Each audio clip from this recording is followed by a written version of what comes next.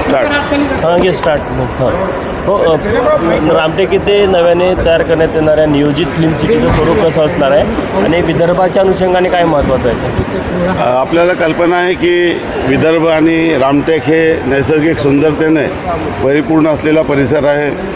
इथलं ग्रामीण संस्कृती, इथली वॉटर बॉडीज, इथले गडकिल्ले, इथले नगरधनचा किल्ला, इथला वनसंपदा हे अतिशय सुंदर आणि निसर्गरम्य आहे. पर्यटक मोठ्या प्रमाणात येत असतात. आपल्याला कल्पना आहे की प्रत्येक राज्याची एक चित्रनगरी असते.